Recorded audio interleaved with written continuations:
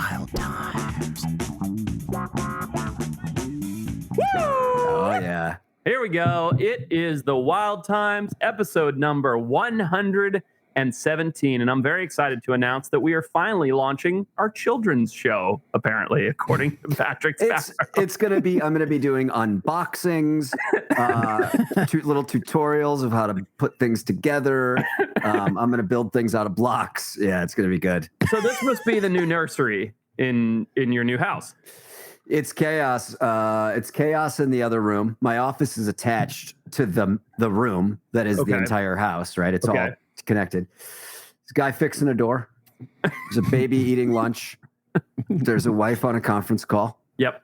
This is good. And you doing a podcast. Perfect. I like the vibe of this room. I got to tell you, I like the lighting in here. I like the colorful nature of it. It looks really good. It looks like a professional set, no joke. It does. Yeah, it really does. A real podcast studio about children's toys. The way you're sitting, too, the corner of the couch with the new mic setup. Even the little sandals under the couch look like they're intentionally placed, but I know I didn't even do the intro. All right, welcome to the Wild Times podcast. This is the greatest show on YouTube, on the air, anywhere that you consume this type of media. I'm your host, Forrest Galante, the broologist. Joining me from his child's bedroom is Papa P himself, the one and only producer, Patrick DeLuca. Hey, buddy. Hi. I'm chipper. I feel good. I'm excited for what's going to come in the next 10 minutes here. It's a big announcement. There is a big announcement. Yeah. Stay tuned. If you usually just tune in for the intro and then tune out, stay tuned. Oh, shit. And as always, the one, the only, the handsome, the fat tire hatted Peter Fitzer. What's up, Papa Peter? Hey, what's going on? Happy to be here. Not as chipper as Pat. Packing for a trip. It's probably only worse than packing for moving. I do like also how the logo in the top corner of our show fits in. It looks like it's part of the room. Yeah, it's part of the room. Happy to be here. Cheers, all right, mates. so we're recording this at 2 p.m. You're drinking your fat tire. And Forrest I'm also double fisting. I poured mine into like a hydro flask. It's empty now, but just to feel fancy. Nice. Yeah, just to be a little fancy. It's nice. Fancy dancy. I stick with the cans because I'm from Chicago. That's what we do. PBR and fat tire. What were you saying, Pat? I just like the vibes today, man. Like everyone's having a beer. 2 p.m. in the afternoon. It's fun. Your wife doesn't allow you to have a beer in the new studio, does she? To soil that child's room with alcohol. I'll tell you the truth. I'm ragefully jealous because I ran out of fat tire. Oh no, that's terrible. Well, here's the problem. Here's the problem, dude. They changed the recipe. And now they're so fucking easy to drink. It's true. You end up drinking all 6 of them in one sitting. Yeah, they go down very easily. All right, so I think we should just get right into it. We said we have a big announcement. We really do. This is pretty exciting. Let's bring on our very special guest to tell us what he's got coming up for the Wild Times. There he is. Cookie, the one and the only. The one and only Cookie Lookie. How are you, big guy? I'm all right, guys. How are you? Yeah. We're doing great. Yeah. Well, you look good. You look well. Did you get some sun? Yeah, the sun's coming out in the UK today. It's wicked. Good. First day ever. So, in all of history. Look, people are asking us, we need more content. We need more content. You guys need to put out more stuff, right? Right. So every day. What are we doing? We're putting out more stuff. Boom! Oh yeah. Cookie is launching his very own podcast under the Wild Times channel. Yeah. I don't know if we have clapping sounds. Anomalies. I don't know if this is like a late night talk show where they inject the clapping sounds. The golf clap is really nice, though. I don't think we even need an effect. What would be your walk-up music, Cookie, if you were walking out to have a Stone Cold Steve Austin? Bang, straight away. Nice. Wow. Okay. I like it. What would be yours? What would your guys be, real quick, dog leg? If you were walking out for a UFC fight, what's the song that you're like, everybody's thought about this? Oh, shit. Won't you be my neighbor? What's yours? I have to think about mine for a second. I would go Paint It Black, Rolling Stone. Oh, that's pretty good. Yeah, that's pretty good. Not good. No, Won't you be my neighbor? Really fuck with somebody mentally. They'd fuck up the opponent, yeah. I'm just going to do something by Miley Cyrus. I feel like that's very confusing. Dude, Party in the USA. Yeah, Party in the USA. And people are just like, what is he doing? Yeah. You need to come out in a Speedo, American flag. I absolutely would. So, Cookie, tell us about your brand new podcast, Animal Anomalies. So we're a UK-based podcast, but we don't limit ourselves just there. We talk about a wide range of things like the thylacine. Obviously, we've got to be talking about that. The Fiordland moose as well. Great white sharks, and are they in the UK waters? And there's a whole host of different stuff as well. So definitely, people who are interested in this, definitely come and have a listen. So that's a big thing. Anomalies are a big thing, right? Everybody thinks of wildlife and they sort of put it into a box. Oh, crocodiles are only here. Sharks are only here. There's no way we could ever see this creature in this location or acting this way. And you're deep diving into those anomalies, those things that lead to legend, lore, cryptids, all of it. Yeah, for sure. Like it's like you said, it's a real interesting thing for people, and like it's something that I absolutely adore. I love looking into it. Like I said, we don't stop at the UK. We talk about the USA, France, Australia. There's a whole host of different countries we talk about, and the things that you can find there that just shouldn't be there. And yeah, it's all pretty cool. Nice. Worldwide, baby. What does animal anomalies mean? It's that you're tackling the weird stuff. What are you tackling? Yes, Animal Anomalies is a show that I do on my YouTube channel, looking at the weird and wonderful of the UK, the rare, the elusive, the things that shouldn't be there. So recently I found wallabies in England. Actually, I'm going to blow my own trumpet here. I'm the first person to ever document wallabies breeding in England. Really? Wow, that's huge. Yeah, nice. You know. Congrats. So, yeah, I think that is it. I mean, it's not a good thing, but I don't know. They're quite cute, though, isn't it? So very. Definitely. I get the sense. I've seen the first Animal Anomalies. I'll tell you what it is. It's a cross between. It's like someone took the Wild Times, took the original Ricky Gervais podcast, and smashed them together into a new podcast. That's just really British. You're just stereotyping. Yeah, they both say stuff like, true. All right. They both say that. Come on, it's called a broken tin. No, but it's great. It's very funny. It's funny, packed full of info, packed full of intrigue and mystery. Little it's comical, a good show. Argumentative a little bit. Things getting fiery. It does get a bit shouty. Oh, for sure. Yeah. It kicks off. It does. At a few points, it gets a bit heated. I can't lie. That's what I want to hear. I want to hear Brits getting into it because it's so charming. It really is. Yeah. I don't know. Like, it's one of those things where I just feel like it can get a bit rude. You always think like we're a bit regal and that, but there's a bit of do you know what a chav is? Oh yeah. Nope. Oh, no, okay, you don't. Shut up. Hold on, Cookie. A chav. You shut up. You do not. What's it's a chav? It's like when you call somebody, I'd say it's 2 steps down from calling somebody a Is that I mean, in this country, that's a compliment. Can we say that? Cookie, we can only say that because it's now a British podcast. Cookie, let me ask you a question. On your podcast, do you talk into the mic or do you just leave it off to the side there? No, I do. I'm quite close to it, like fully in there. Do me a favor. Pull that mic over into your face. This is a problem we have with all these stars, all the A-list talent that comes on the show. They can't talk into the goddamn microphone. Sorry about that. There you go. Is that bad? Oh no, we're having technical difficulties here. It's okay. It's okay. Don't worry about the P filter. Fuck the P filter. Well, this is exciting, Cookie. Well, what else? When does the podcast launch? I know it's on our channel. I know the answer. This is more just like us building it up. Tell us when it comes to the air. Tomorrow, after this, I know. Man, we're flying with it. Nice. That's an extra hour of content coming tomorrow. The thing that the viewers don't know is that Kyle's sending little notes in the chat, and Forrest is talking to the notes in the chat. So it's like confusing. It's giving away the secret. Forrest, this is airing on May 2nd. Yep. After our podcast. So we come out on Mondays. The following Tuesday, so every other week, you're going to get a new Animal Anomalies, UK humor, but they're tackling issues from around the globe. They're not just sticking to the UK. That's right. Very seriously as well. Do you take the piss out of Neil Waters at all in your thylacine episode? Yeah, I tried to stay clear of it, and I did a bit. I didn't go in. I didn't want to do it. I didn't want to do it. I didn't want to stoop to the level, you know. We He's don't gonna give be that guy any so more upset publicity. if he ever finds out that you are now podcasting with us, and He we're all will. happy about it. He's like Right. trolls our channel. Like I he know. definitely will. He'll be bouncing off the walls. I love it. I Tell us love about it. your co-hosts. How's the structure of your show work? Tell us a little bit more. Give us a Yeah. teaser before we roll the sneak peek. Oh, so basically, I just grabbed these two people off the street, got them in, and then we cracked on with it. Yeah, Nice. couple grocery store That's baggers. basically what we did. I mean, essentially. Yeah. Now, I've got to be nice to him. Jacob, he's a photographer, aspiring photographer. He's a really good kid. He's doing really well for himself. And then the other person is my sister. Can't lie, she doesn't know a lot about wildlife, but hopefully that adds a bit of humor.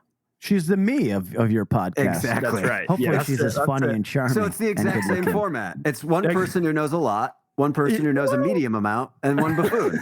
Exactly. We all need them, you know. We all need them. The problem too is I feel bad for not your sister because you guys have known each other the longest. So I'm sure you're just taking the piss out of the Carl Pilkington of the podcast, which is me in this case, as Forrest and Pat have known each other the longest. It's a good dynamic. It makes for good chemistry. The third person, it really like affects them mentally and they need therapy. But yeah. You always But need someone to bully you. fortunately, you make so much money doing free podcasts that you can afford that therapy in no time flat. Fat Tire helping me with my therapy. All right, so Cookie, you've got a little. We've got a little tease, a little promo for Animal Anomalies. Let's watch it. Roll it, Kyle. So we're in this it's like a caravan park on the beach, right? And this cassowary is like looking around for food, like because they eat like apples whole and stuff, right? Just swallow an apple, and this thing's bigger. This is way bigger. Yeah. The cask is bigger. It's about 5.5 feet tall. It's massive, and it's walking around. We're within like 3 or 4 meters of it, and I'm nervous anyway. Yeah. But Katie, who I'm with, decides to pull this thing out of her pocket. It's a moisturizing cream for like insects, like insect repellent sort of thing. Because we're getting bitten alive by mosquitoes and sandflies and all that sort of stuff. Anyway, she pops the lid, literally like that. And this thing, I swear to God, it's side on and it just goes, stares at us. And I'm like, oh no, Kate, what have you done? Like, what have you done? This thing's like, it's staring at us. And honestly, like a T-Rex in Jurassic Park, it's like bounding. Plod sort of thing, right towards us. It gets, and I mean, like, we're squaring up to it right now. Like, me and you, as far as, like, the way we are, this is it. We're squaring up to it, and I'm like, oh, my God. So I get Katie behind me. I get in front of it, getting all big, and I remember this Steve Irwin thing. I can't remember what it was, but he was in, like, Africa to do with cheetahs. But he said, like, to scare stuff like this, you've got to get big, and you've got to make a noise. So in my head, I'm thinking this, and I'm like nervous, I'm shaking, I'm like, oh my God. And then I'm like, Steve Irwin. So I raise my arms up slowly, and I go, and I swear to God, this thing, it just sort of looks at me like, what are you doing? And it was like, all right. And it just carries on its day. But I swear to God, in that moment, I thought, I might have to scrap a cassowary. Well, that is awesome, Cookie, and I'm excited. Here's the thing. I'll be honest. I don't watch this show because it's ridiculous, and I've lived it. But I'm going to start watching yours because that looks way more entertaining than us. So, good job, bud. It's pretty exciting. Airing the very first one airing tomorrow, May 2nd. It'll be every other Tuesday from here on out. Stay tuned. And thank you for all the work you put into it. I know it's a lot of work. No worries. Thanks for having me, guys. I really appreciate it. We're stoked. Later, you right, brother. Animal Anomalies. Hey, Broasters, thank you for being loyal subscribers. We appreciate everything that you do. And now we have a membership offer for you. I think you can get ad-free episodes, I heard. That's pretty big. Ad-free's big, but you can also get your comments looked at so we don't have to sift through the millions. How do you do that? There. Is there some sort of badge system? There's a badge system, a loyalty badge. Boom. Shows up next to your name in the comments. Boom. We read the comment. All this badge talks make I'm going to the badge store. He's going to You're get a a badge. badger. He's gonna buy one. Didn't earn it. He's gonna buy one. He did a fake leave. I assumed Kyle would know to cut Embarrassing. on the motion. All right, let's cut now. That's our ad. All right, well, that's gonna be exciting. I'm excited for that. Yeah. Always, baby. Yeah, I mean, dude, it absolutely. is exciting to me that this little stupid experiment that was audio only in Forrest Garage 3 years ago, 2020, beginning of the pandemic, is evolving into, first of all, just with the fans and everything, 300K plus on YouTube, and now bringing on somebody under the brand, which was like the goal from the get-go, was to start an animal community talking about conservation, wildlife, adventure. Yeah, dude. I mean, if you think about the very beginning, the three of us sitting at Baby Blues, which is long since closed restaurant, eating some barbecue, drinking some drinks. Yep. And I know I've told this, but Forrest and I, having just gotten our, 80th round of soul crushing notes from a TV thing, where we ultimately were like, man, we're not getting to tell the story we want to tell. And we were like, let's just start a podcast and we can be the arbiters of what stories are told, because nobody gets to tell us. And now Cookie's coming on. BTG's, he is going to be bringing out Semi-Indestructible. He broke his back, so he's been horrifically laid up on painkillers. Hence the title, by the way, Semi-Indestructible. Yeah. He literally, and Brosteners don't know this. I don't know if he was going to tell it on his show, but he broke his back while recording his first few episodes and is fine. I mean, he's not fine, but he's not in a wheelchair. He's recovering. Dude, send him some love if you follow him if you follow Tasmanian Grizzly on social media. He's he's not happy about that. Is the worst. He just had another kid. He's got 2 kids. He's got a broken back, but he's still picking away at his show to come out on us again. Just fucking incredible, man. I love this community. All right. Great. Well, speaking of community, speaking of our podcast, I have a new game. You got a game. Pat's the game guy. Let's hear it. I got this guy's got a game. Would you like to play? Would you like to hear about it? He's got a game. No game, but he's got a game. It's an all new game. Okay. All right. This is very trendy. I'm in the game room. Yeah, you are in the game room. This is very trendy. For the listeners, you're probably going to want to come over to the YouTube and peep.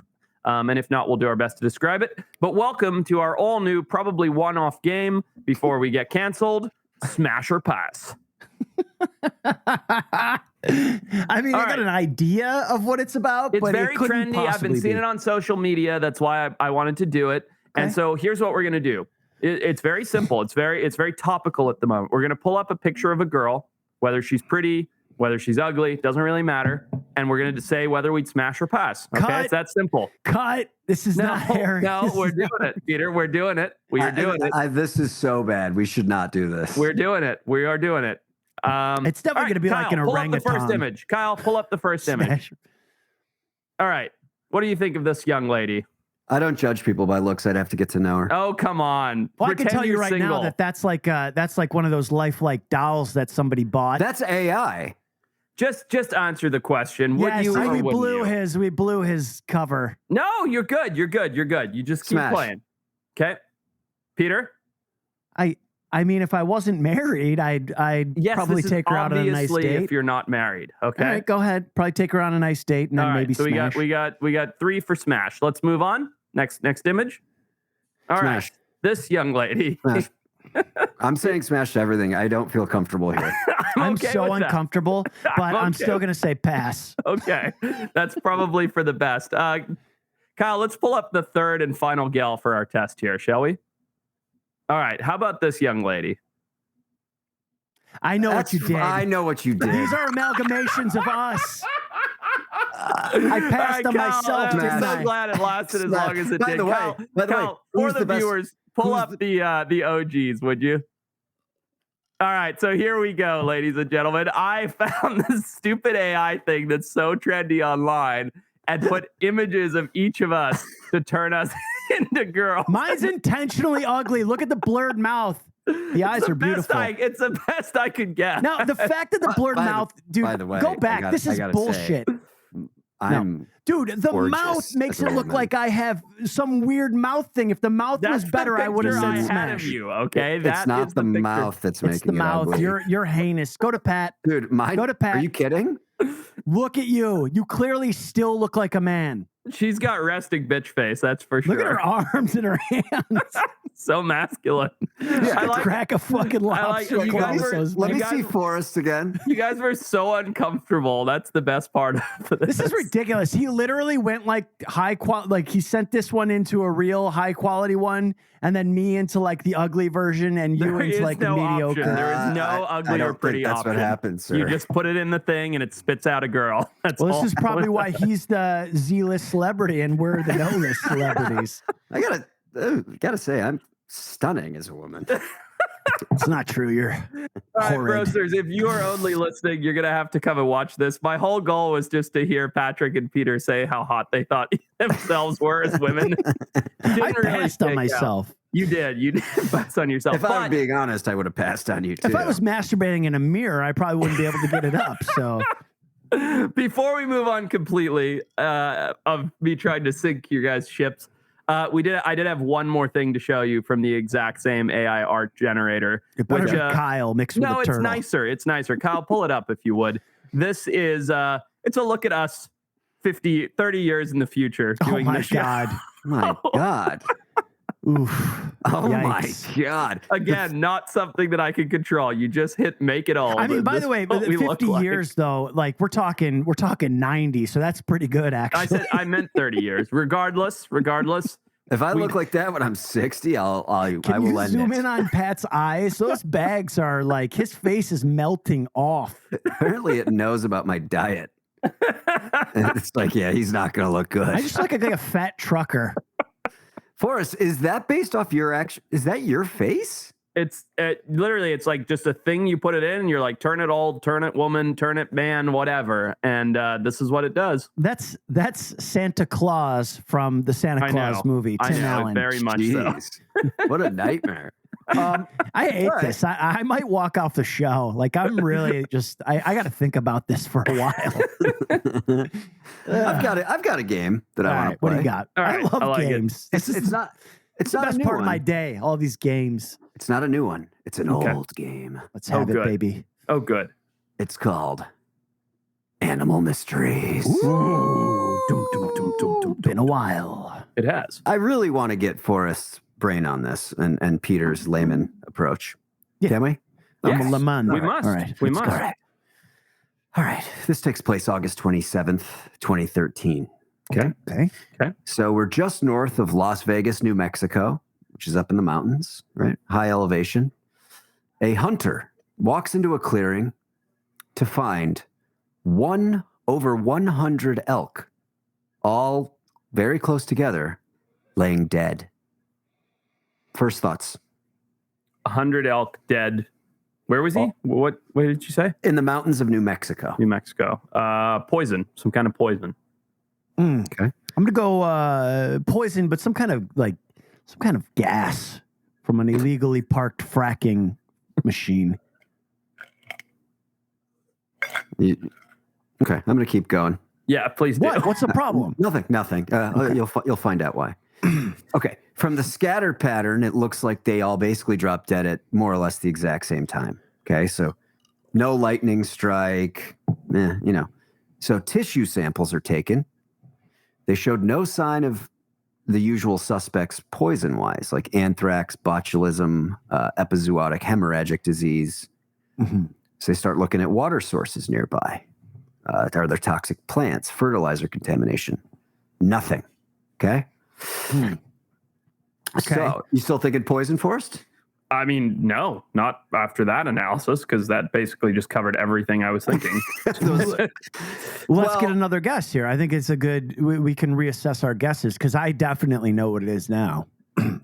You do you? Go ahead. Yeah, What I mean, what without is it question. now? What is it now, Peter? Dude, it's obviously aliens. There's zero question. Well, you'll be delighted to find out that as no cause for death is determined and time passing by, wild ideas start to come forth, including that it's UFO related. Of course it is. Yeah.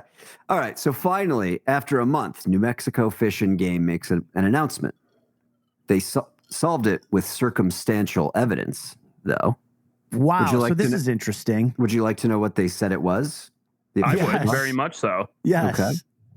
They said that in a drinking trough on property nearby that they found something called Anabina. I'm pronouncing it wrong. It's a type of blue-green algae. Blue-green algae, yep. That's byproduct of the toxin that can cause death within 4 to 12 hours of consuming. So what they're saying is these animals passed by, stopped at this small drinking trough, waited in a neat, orderly line, all drank from the same trough, and then all died within 5 minutes of each other, even though it ranges from 4 to 12 hours. This is the official explanation. So Forrest, I would like to know what you think about that. This is important, actually, and this is really good for people, especially if you live, well, anywhere in the U.S., but especially in the Western United States. This is really, really significant, and I'll tell you a little personal story about this. Buddy of mine went down to Baja, picked up like a Baja street mutt. It's like a popular thing in Southern California. You go to Baja, you find yourself a dumpster dog, and you bring him home and take care of him. I tried to do it. My wife shut that down immediately. Well, yeah, but you already brought home a small horse. So that's right. Yeah, they're cute. You know, you find this puppy, he's eating garbage, and you want to bring him home, help him out. My buddy goes down, he does that, right? He brings back this dog. This dog is awesome. I think the dog's name was Charlie, but no, that's your dog's name. No, it wasn't Charlie. What was it? It was something like that. But doesn't matter. This dog was awesome. He like grew up to be this like big, healthy, robust, outdoorsy dog. Would go hiking all the time with my buddy. And one day my buddy takes him on a hike. Dog as healthy as can be, running around, being a dog. 2 days later, not even. It was like the next day, dog drops dead. Just stone cold dead. Absolutely as healthy as can be. Takes it in for an autopsy. Midsummer, he's out hiking. The dog goes and drinks from a stagnant puddle, and it's got the same blue-green algae. It does not matter if you have a kid, a dog, you're an elk. This stuff is seriously toxic. And I worry about it because my son goes and plays in the creek all the time. And, you know, later in the summer, the creek ends up being real dry and algae filled and puddly, and he puts it in his mouth and everything else. So what do I think about this? Everybody needs to be very aware of it. I'm not saying be super nervous, but if you're out on a trail in the Western United States and there is stagnant freestanding water, meaning a water source that's not attached to anything else where that algae could potentially grow because the water's not flowing, don't let your dog drink in it. Don't try and filter and drink it. Don't splash it on your face. Just leave it alone. If it can kill a 300-pound elk or bigger, 500-pound elk, it can definitely kill you. Interesting. Good advice. Yeah. Legit. Okay. Horrible picture.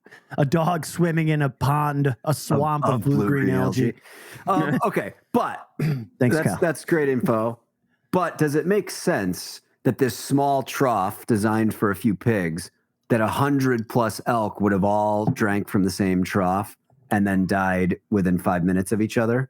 That's a little suspect. I would think that it's much more likely that the blue-green algae was taking place in a variety, or it was coming from a variety of puddles in the area, and that, you know, they didn't all line up, drink together, and drop dead at the same time. I think but the question is, wouldn't they have found that in the autopsy of the animals when they were trying to figure this out? Or is that I don't know. I don't know. No, because they found it in the dog.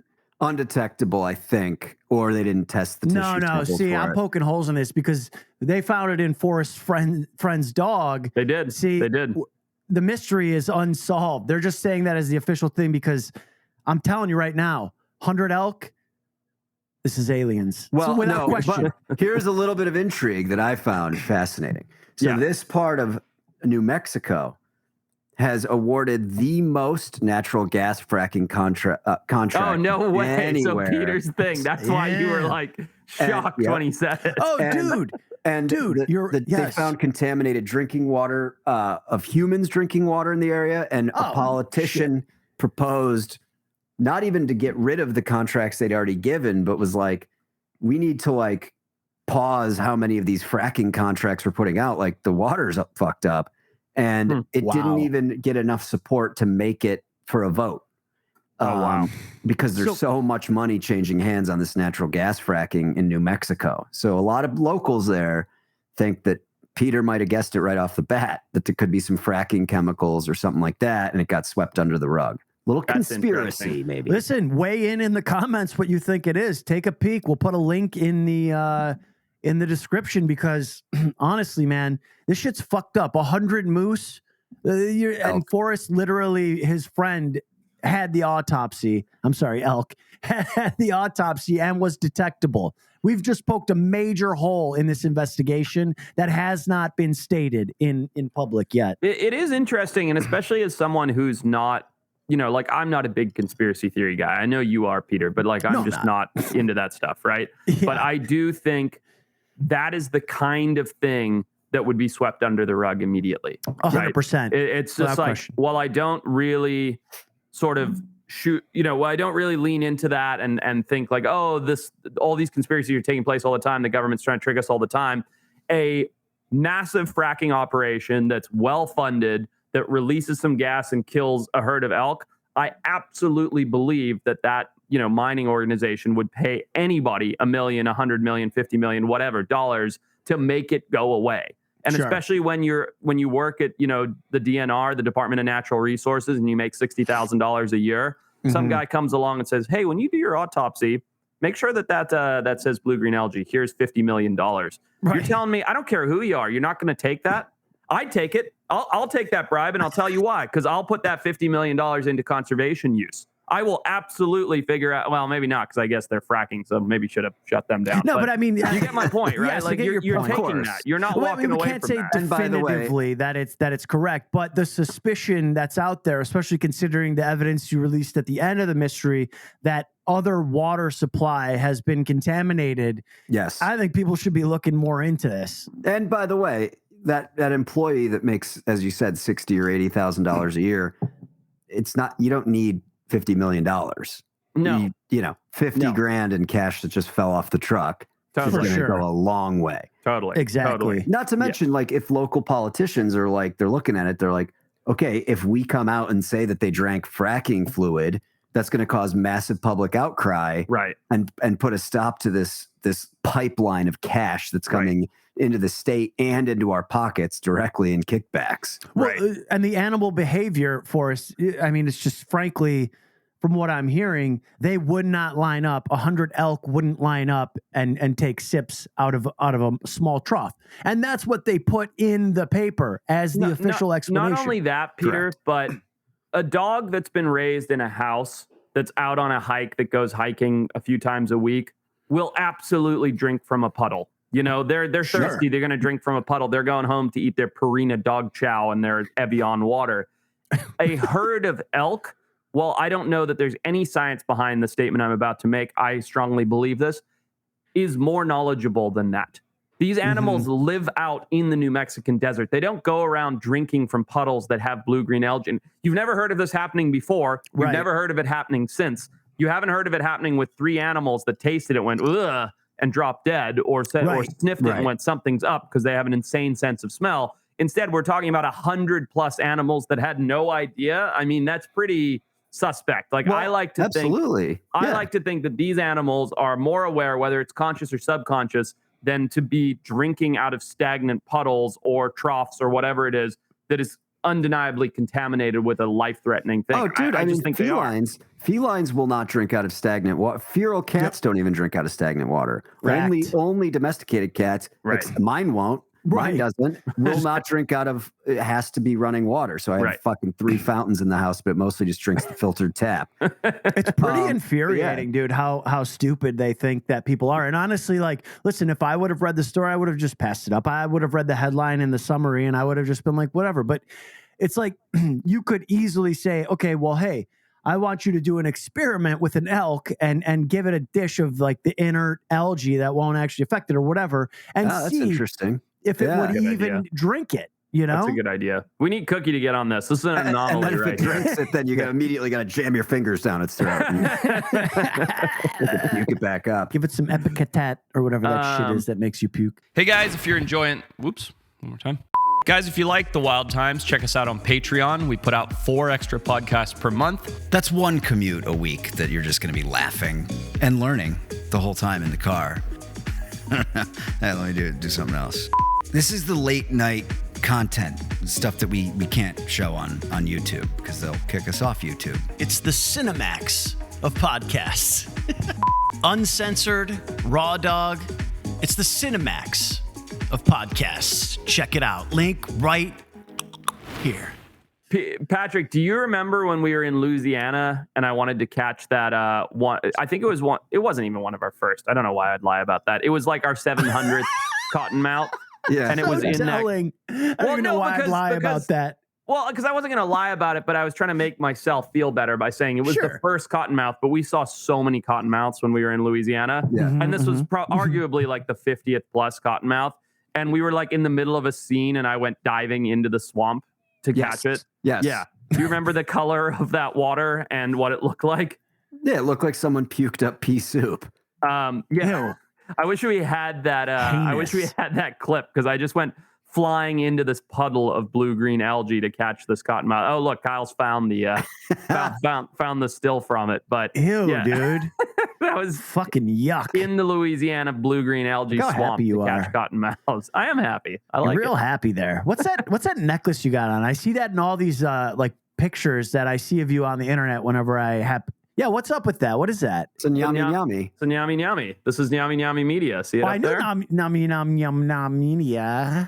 But what's a Nyami? Actually, Kyle, this is pretty cool. Pull it up, please. Google Nyami. So the Nyami is an African river god from Zimbabwe, where I'm from. Ooh, and there's an old legend, right? And I'll explain it a little bit. But there's an old legend. So that's Lake Kariba. Actually, pull up the fourth picture over there where you see the dam wall in the background.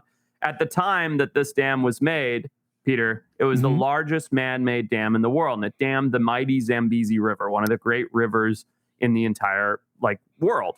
And so the mythology behind it is the male and female were trapped on either side of the dam when the wall was made, and so there's a male and a female river god, Nyami, and so one day he will break down the dam wall and rejoin her. And when he does, hundreds of thousands of people will die because they live along the lower part of the Zambezi River that's been dammed. So you're wearing a idol that represents like the death of hundreds of thousands. All right, stand by.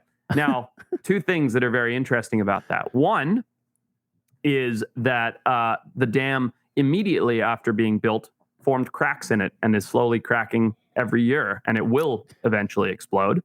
Okay.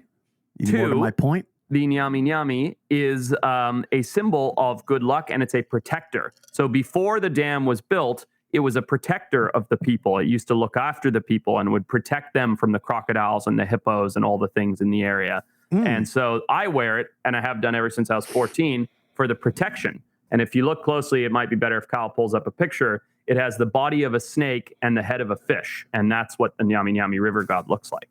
Okay. Yeah. And it's worked so far. Still here, baby. And the dam is still there. So and the dam's still there for now. It's cracking. It's an interesting dichotomy or duality or whatever you want to call it. So it's like this god is there to protect, but at the same time release. Until you messed up his home. They were there. Okay. They were protecting the people, and then when the dam was built, that angered the god. But it's still a symbol of protection. Okay. So I like it. But he will one day break down that dam. Will you still wear it if the dam ever bursts? Absolutely. Okay. Still my protector. And I've worn it every day since I was 14. The only time I take it off is for a rugby game. Damn. Every day since you've been 14. And that's most of the time that you get injured is during rugby when you're not wearing it. I get injured, but I can't wear it in a rugby game. I'm a little disappointed that it didn't protect us when we were doing the Taco Bell tasting. Available on Patreon. When I dropped the Taco Bell bag. That's true. Come on. It doesn't stop you. It doesn't keep you from doing dumb things. It just protects you from physical harm. It wasn't dumb. I didn't drop it. It ripped open. That's pure Nyami. That shot was phenomenal where the bag just tears as you're walking Kyle, cut down it the in alley. if you can find that shot. It's a classic. We don't talk about it enough.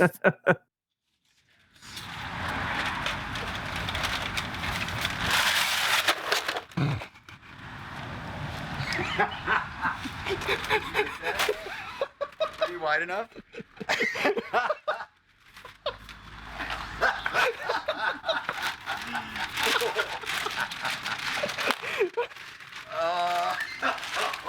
Look good? Get all that? Can we do a little what's in the news? Yes. What's in the news? It's been a while. Son, news from the underground. I love this story. I wanted to get your take on it. Okay. God, he's Lolita. so relaxed in that room. I feel great. I feel great. I'm mad that I drank all my fat tire last night. Lolita, the second oldest orca in captivity, at the ripe age of 57 years old, is set to be released. She has been in captivity for 50 years at Miami's Seaquarium. Yep. She spent 50 years in captivity, getting released at age 57. What do we think of this? I think it's great. It's interesting. Where are they moving her to? I saw the headline, but I didn't read the news article. Do you know where she's being released? Yes, she is getting released. Hang on, I did see it. It's okay. Let me find it. In the Pacific Northwest, Kyle says. So it'll be Washington, Oregon, somewhere up there. Where she was captured, by the way, and off the coast of Washington in 1970. So there is a phenomenal book. I was trying to see if it's on my bookshelf over here. Nope, I don't see it. By Alexander Mortensen, called Listening to Whales. Maybe Kyle can pull it up. This is a plug for her book. This is a fantastic book called Listening to Whales. Alexander Mortensen. She is a scientist who studied, she moved up to the Pacific Northwest, lived on a sailboat, lived in the super remote area of islands, and studied orcas. And before that, she worked at like the LA SeaWorld thing that was there before they shut that down. There's a whole thing. The reason I bring this up is she found that, and we've talked about this before loosely, each of these orcas, first of all, they're incredibly intelligent. They have lifelong memories, and they speak their own languages, right? So the fact that Lolita is being returned to the area in which she was captured, whether she's a transient or a resident, I don't know the answer to that, but she will be put back. It's as if you were captured from North America, put into a zoo for 30 years, and then let back go in North America, as opposed to being dumped in the middle of the Sahara Desert in Africa, right? It's where you'd be like, okay, I don't know anybody here. I don't speak the language. I don't recognize the environment. Lolita will actually be reintroduced to a place where she understands and knows the language, the environment, so on and so forth. So it's wonderful. It's great. Honestly, I bet it'll be extremely emotional for that orca. And you think, and they're gonna, I mean, I'm sure they're obviously gonna track her and track how well she's doing and integrating into the natural environment. Does she have any chance of being accepted into a pod? Like, will she join a pod or just be rogue? That's hard to say. I think, look, orcas are insane animals. Like there was a orca mother that went basically nuts to the point that she killed the mother of a gray whale and took the orphan baby because she needed her own baby, right? So they do insane things that is sort of next level when it comes to just behavioral things. My point being, I don't know. I think that she'll probably get accepted into a pod. I think she'll be probably a social weirdo, right? Because they are very social animals. She's just spent 50 years in isolation, only communicating with people. Like, she'll probably be a weirdo, but I imagine that they're an accepting group of animals and that they probably will bring her in. Do you think that her ability to communicate with other whales is going to be like profoundly underdeveloped?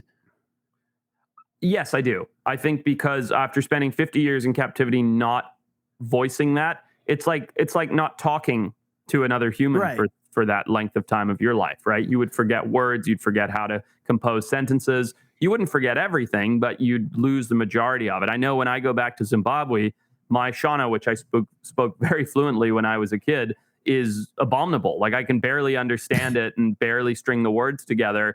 And I was But you're not smarter than an orca. No, I'm not, but I don't practice it. I speak it, for 2 weeks every 5 years, barely. It comes back quickly though, and I'm sure that would be the same for the orca.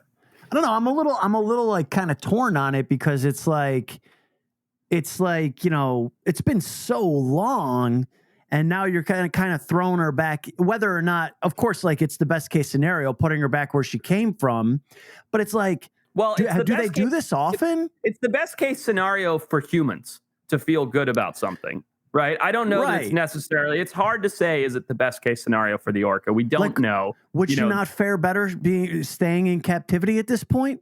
Again, this is a human anthropomorphized thing, right? Yeah. These are human beings saying, in order to make ourselves feel good, we're going to release this orca, which is going to be so great for her. I think big picture, an orca in the wild is a happier orca than an orca in captivity, even if she's become used to the captivity. So overall, I think it's a good thing. I mean, I'm sure there are people that have put some research into this that would have answers, but it's just, it is kind of funny because you're going to take basically a domestic house cat and throw it out in the African savannah. It's pretty wild. Happened. She was captured off the coast of Washington near Whidbey Island in 1970 in, I guess, what's considered like the most controversial orca capture ever. They captured 80 orcas in one go that became domesticated. And I will add, the pool that she's in at the Miami Seaquarium is the largest, or is the smallest pool with an orca in it in all of North America. So she's been in a tiny enclosure. That's terrible. Yeah. That's how old? What's the orca's lifespan? How much longer will she live? I think they live to about 70. I mean, maybe Kyle can double check that. 75 years. Okay. I've heard. It's definitely an interesting scenario all around. What happened to your beard? What happened to your throat there? I got a little frog in it. Take a sip. Take a sip of your fat tire. Hold on, I'll be right back. I gotta go get a new one. There you go. Yeah, 50 to 90 years orcas can live. Yeah, that's a long time.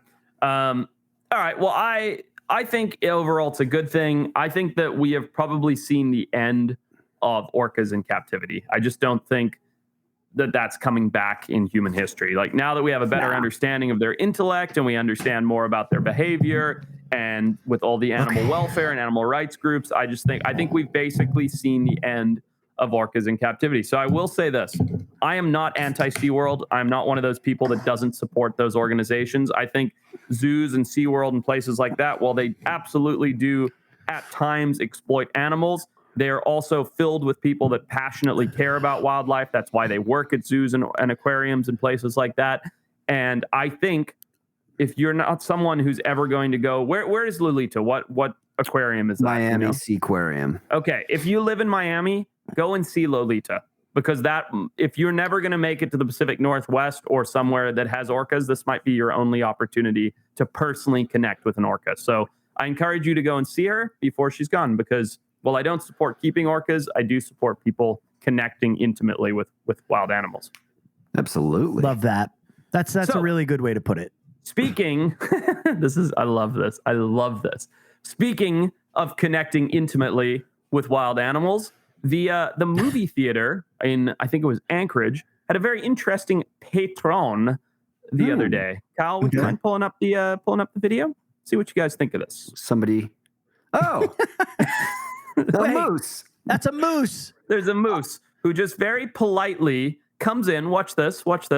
And helps itself to some popcorn. No. While the young girl over there texts and takes a photo of the moose in the movie theater. The entire time, no fear whatsoever. Look at this. Look at him eating popcorn. The moose is just eating popcorn in the theater. I love this. Buttered popcorn, I'll add. Look at the guy standing down the hall. These people have zero fear of this moose. I gotta see this for longer. Isn't this great? Kyle, just let it play. It's so good. It's a female moose, right? So it doesn't have the antlers. Yeah, probably. And it looks pretty small. It's definitely not. So what do you think's running through the guy in Black's head, Pat, that walked out and saw the moose? He's probably seen plenty of moose in his day. It's a baby. Okay, still, that thing's like 400 or 500. That's a big animal. Yeah. I don't know. Maybe that guy knows a ton about He literally just like kind of had his arms folded like that motherfucker's not coming in for free. Also, they weren't worried about it because he had popcorn. Nobody's mad when they're eating popcorn at the movie. Have you ever been to a movie and had a big bowl of buttery popcorn and been in a bad mood? No, you have not. Not since I learned the trick. The trick being, dude, are you talking about the thing where you cut a hole in the brosteners? And no. No, this is real.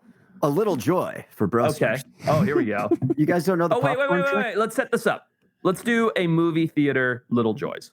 Movie theater little joys. Here we go. All right. Everyone who enjoys going to a theater and getting popcorn, who's listening or watching this, will thank me. This is a game changer. Here we go. All right. So you order your popcorn without butter. Okay.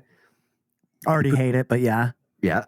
No because butter. when they put the butter on, they take the popcorn, they put it down, they push it down, the butter comes out, and it goes on the top. Yep. Yes, for sure. Here's what you do. You get it without butter. You go to the little butter dispenser, for which they have for people who want to add extra butter. Here's what you do.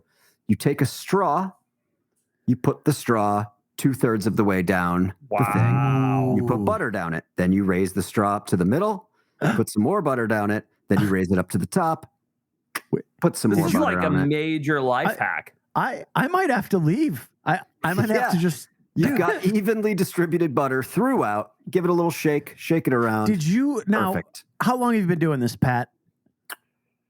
Well, I've only been to the movies. I only go to the movies maybe once a year. I'd say I've been doing it for 20 years.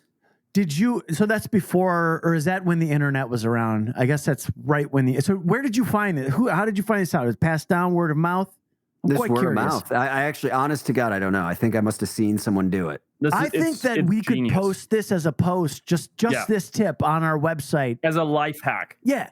And get all the traffic on the web. All of it. You're going to get 10 million comments of people being like, you just changed my movie viewing experience. Never again will I just have greasy fingers from the top and then no butter the rest of the popcorn. Yep. And you know me, like I'm sitting here waiting to pounce on his horrible idea, but like even me, I'm just like, this is the most brilliant thing I've ever heard. Well, you're welcome. What's your little joy at the theater? Well, that's a tough act to follow, but it's not going to beat it necessarily. Yeah. No, yeah. My little joy at the movie theater, it's very simple.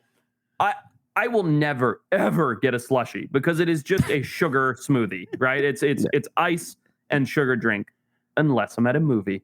In which case, I'll get the big gulp size thing of slushie. It's nice because it's so joyful, and it'll take you an hour to slug it. Whereas when I get popcorn, I'm usually finished with it by the time the credits are done, like the previews are done. Yeah. I'm like, oh, there's no popcorn left. But if I do that with a slushie, I have brain freeze and want to smash my head against the wall. Right. So I have to take little sips. It stays nice and cold.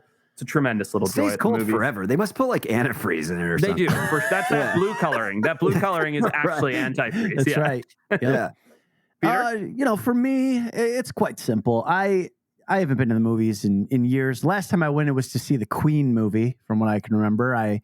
I filled up a extra large cup with like half a bottle of vodka, and I was crying by the end of the movie. It wasn't a joyous experience nothing to do with the movie. I just like connected with myself in that vodka. It was not a joyous experience. So what I'm going to say is just, downloading the movie at home. Don't pirate. It's not good. But listen, I'll do it. Disagree Fuck off. More. Go to the theaters. It's so enjoyable. Theaters are just buy a big TV. Get some surround sound. Oh my God! I'll tell you what. When it's 110 out, nobody's got AC like a movie theater. Nobody. Yeah, true. Not even a casino in Vegas. Not even a hotel room. It's freezing in there. It's ice cold. One of my best nights, and I'm not joking, in the last 3 years. Now look, when I say best nights, I'm out there like catching all these animals and fishing late into the night and blah, blah, blah, blah. But that's stressful. Like I can have these extreme highs and extreme lows. I was in Springfield, Missouri, and I had nothing to do for an evening while I was working with Bass Pro Shops. And I went to an AMC movie theater. I sat in a giant sofa chair. I ordered a steak, French fries, donuts, or whatever the sweet treat was. A big giant. I had like 4 beers. And I watched Top Gun Maverick, and I just I couldn't have been happier for those 2.5 hours. Listen, I'll give you that. That is what theaters have to do these days to get people to come into them, because that sounds magical, dude. I'm not gonna lie. And I had nobody to talk to, which was the best part about it. There was nobody. I turned my phone off before the previews even started. I didn't put it on Do Not Disturb. I didn't put it on silent. I turned it off. I just was like, no phone. I'm going to order. I'm going to drink beers. I'm going to watch Top Gun. Thought about growing out a mustache after that. It was, oh man, it was good. Well, fellas, this has been a great one. I may let us know what you think. Should I make this my new podcast studio for the remote ones? Definitely.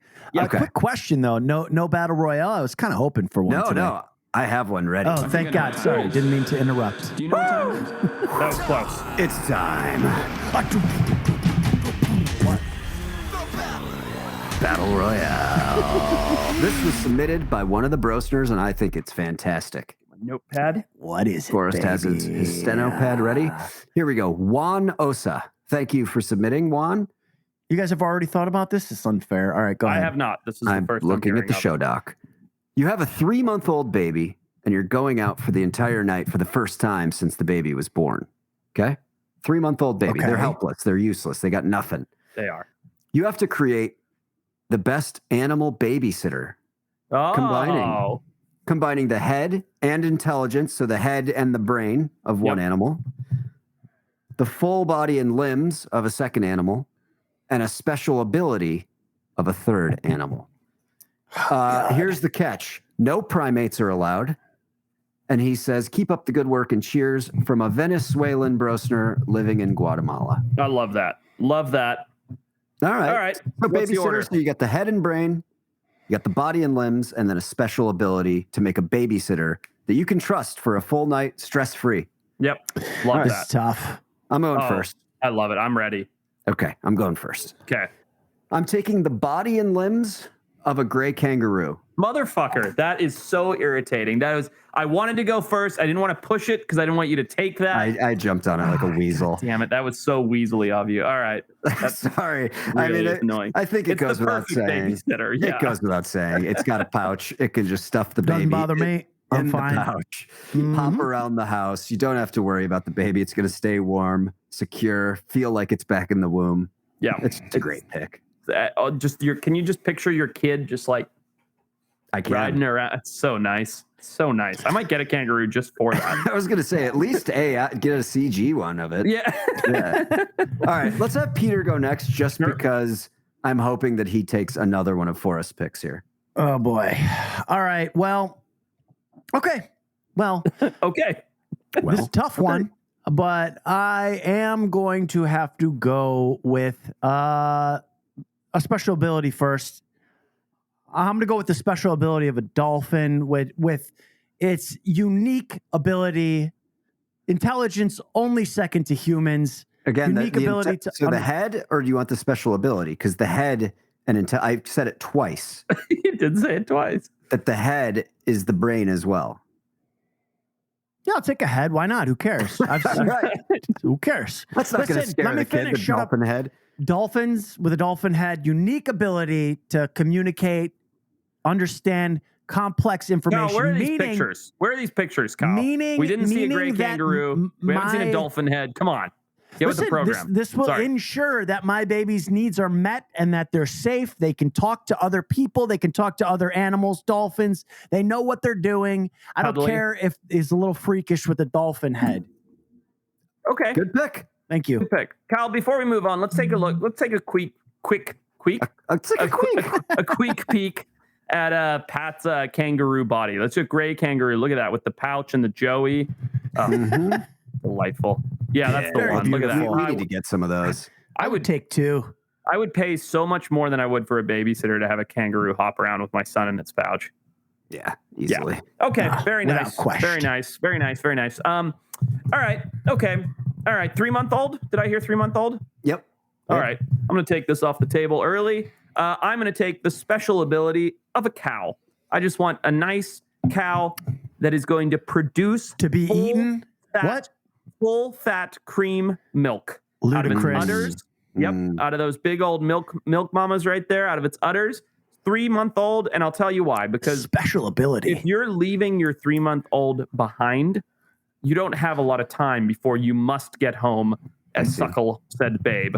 Now, not me. I might stay out for 3 days. I don't care, because I have the special ability of a cow's udder to feed my nuzzling toddler or infant. Tons of milk. Okay. All right. Just got to write it down so I don't forget my pick. And all right. So I've got the cow's udder for the abilities. And then for the body, I want a Shar-Pei. Do you know what a Shar-Pei is? Yep. It's a big wrinkly dog, and it's just got tons of extra skin. I hope I'm picking the right dog. Yeah, this guy. It's just got all this big wrinkly skin. Okay, he's cuddly. Your kid can it's very tactile. Yeah, look at that. Look at those puppies. Just think, the kid can pull at all that skin. It can be warm, soft, fluffy. It's just got that with a big old set of cow udders underneath. It's got touch. It's got feel. It's got food. I'm feeling good about it. Okay. God. Yeah, I mean, so only one mammal, no primates, right? Correct. I've picked a dolphin, which is not a mammal. I still have a mammal left. You picked a gray kangaroo, which is something I've never heard of. Nobody said no mammals. What are you talking about? Yeah, no. First of all, no one said no mammals, and a dolphin is a mammal. No, one mammal, I thought. No one said that. No one said anything like that. I don't know. Just continue. Sorry, I've been furiously Googling. All right, so I can pick as many mammals as I want. It sounded like you were hitting the keyboard. You were like hammer. Jesus, it's you're okay. hammer Kyle can cut that out. So zip it, you two idiots. Well, the second one, I'm just going to go with a human. Said no primates. That's not a primate. God damn it. Is a human a primate, Forrest? Just don't pick a human. Don't pick herpes. Don't pick a human. Just say an animal, and then just come up with the rationale behind it. Is a human a primate? Not technically, but yes, it is.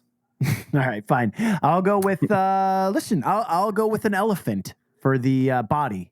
Damn it, that was my head. Thank you. You can ride it. You can, just protective, defensive. We got a dolphin head with a elephant body and a human tail. And just explain exactly how this elephant body is helpful. The elephant body? How is it helpful? I mean, it'll really repeat my question to buy yourself time. You can ride the elephant. I mean, the elephant can take her around, take him around. You got a dolphin head. Yeah, you got the dolphin head. You're gonna come back, and I don't think your house is gonna look great with that elephant. But nope, that's okay. All right, I'm gonna take. I want a nice, inviting head. Oh, but the intelligence. All right, I'm gonna take the head of a German Shepherd and its brain. Wow, they're very trainable dogs. They're very task oriented. Right, you give a German Shepherd a task, it just is gonna do it. It wants to please. True. Loyal. It's going to have the head of a German Shepherd on the body of a gray kangaroo. And I'm going to give it the special ability, the nurturing abilities of an emperor penguin. Here's why. An emperor penguin, after their hatchlings hatch, will travel up to 50 miles to the ocean to get fish to bring back to feed the young. I mean, think about that dedication. It is not going to let it's not going to let my 3-month-old die or go starving. So sorry, what did you gave it the ability of an emperor penguin? Yeah, the nurturing ability. Literally, I've already written down emperor penguin as my head because I was done. And you know what I love about Pat is that he says the statement with such ferocity that it's like he makes it sound so believable. He literally just threw the nurturing ability in there at the end. He knows nothing about the nurturing ability of the emperor penguin. He knows a little bit. Except that they'll travel 50 miles in each direction to bring fish back to feed the young. So would my mom. I doubt that, boy. All right. Okay. I hate fish. Let's move on. Reason. Peter, what do you got for your special ability? I already did special ability, I thought. Nope. The complex thinking behavior of the...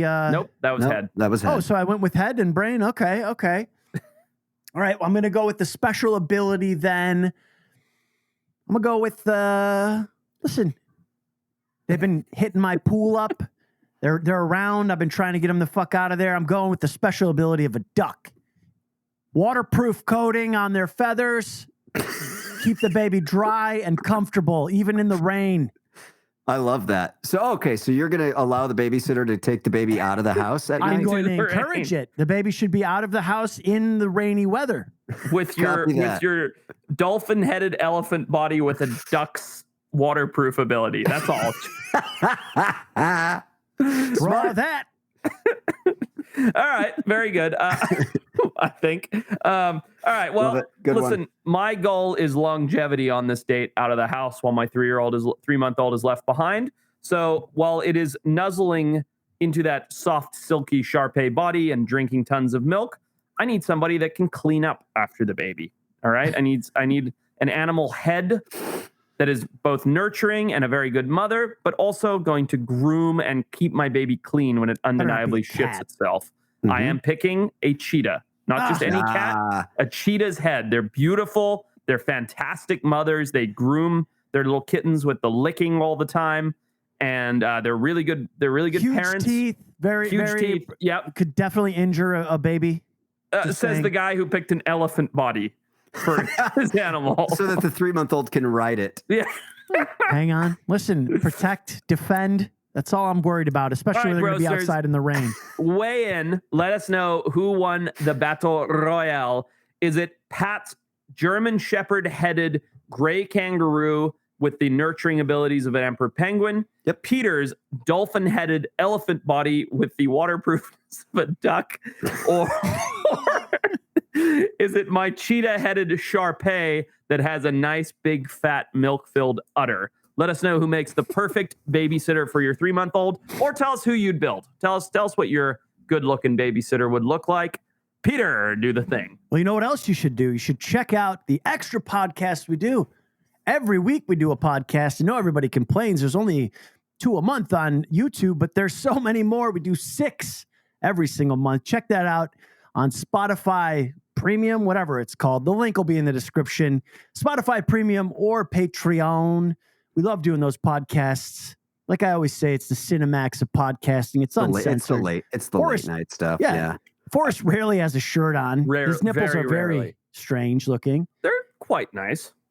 And, just check that out. Yeah. Everything else, wildtimes.club/info. You can find the links to everything there, all the audio, the YouTube, everywhere. And Love listen, brosteners, don't think I haven't been paying attention. I've been tallying whether you tune out whether at Peter's spiel or not. So I couldn't believe it last one. How many? Oh my God, I felt so terrible with all the Peter's herps comments. Yeah, Peter's herps. Oh, it's all over. It's good. It's good to see that people are making it through the end thing. If you made it through, I am. If you made it through tonight's, just go ahead and drop us a little comment. Papa P's nurseries, because he's sitting in a nursery. Just give us a nice little rhyme, a little Papa P's nurseries. And listen, if you think that's lame, if you think that's real lame, just do Papa PP, because he always leaves to go take a pee in the middle of the podcast. Why you gotta I haven't done that since podcast 31. It's not true. That's not true. I got a new sign off. 1 large milk udder. Good night. I'm not going to steal it. No problems here. Damn it. It was on the tip of my tongue when you said I'm not going to steal. I was like, what is it? Forrest has the special ability of a fucking goldfish's memory. Seriously, it's terrible. I forgot my own tagline. You wrote and don't forget, you wrote it. Drink Fat Tire. We love you. Man. All right. Vibes in here. Is he still recording? It's always so awkward. Good lighting. The light Dude, you look beautiful in there. Yeah, you look it's lovely. incredible. Yeah. You've never I feel looked better. great.